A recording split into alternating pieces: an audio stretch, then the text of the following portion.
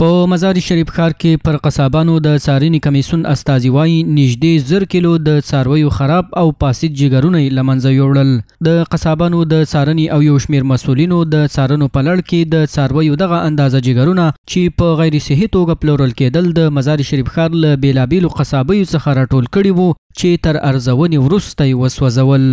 تقریبا نږدې 1000 کیلو غوښه تقریبا د 1 ټن په اندازه کې دا د یوې میاشتې دستاور ده زمونږ چې په دې یو میاشت کې زمونږ مسلخ او هغه سیار کمیسیون چې په ښار باندې کنټرول کوي نظارت کوي د ښار نه هغوی د غوښه او دغه جګرونه فاسد جګرونه دا ضبط شوي کشف شوي تاسې ولیدل چې دلته په دې انسناتور کې حریق شو او سوځول کیږي.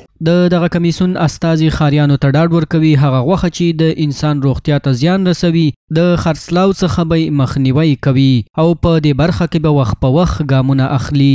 یک نوع خودشان اطمینان است که برای اونا ما اطمینان میتیم که ما هیچ وقت اجازه نمیتیم که متخلفین با صحت و ثروت شما بازی بکنه، چون وقتی که شما مریض میشین شما مصرف میکنین میرین پیش دکتر و از شما خیلی از این انگفت سر صحت و صحتمندی شما مصرف میشه.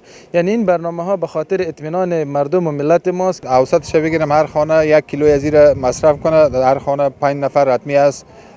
از هر فامیل که 5 نفر مریض شد تعداد اینا زیاد میشه.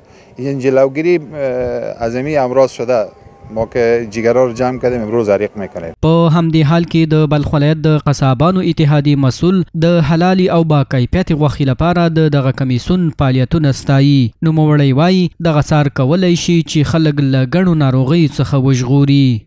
ما از این روند کاری مسلخ بسیار خوش هستیم. به این خوش هستیم که چرا اینمیجا مالی که ضبط میشه چک میشه معاینات میشه سی بودن و غیر سی بودنش همیجا معلوم میشه باز عرضه میشه برای قصابا و جگرهایی که خراب است از اینجا تو داده میشه اینجا حریق میشه دیگه. فعلا الحمدلله در شهر مزار شریف بسیار کنترل بالا آمده، بسیار کنترل خوب آمده. د یادونې وړ ده د بلخ ولایت دولتي مسلخ په تیرو شپږو میاشتو کې په مزار شریف ښار کې د څارویو وټو نه بې کیفیته غوښه له پیژندلو وروسته له منځه وړي.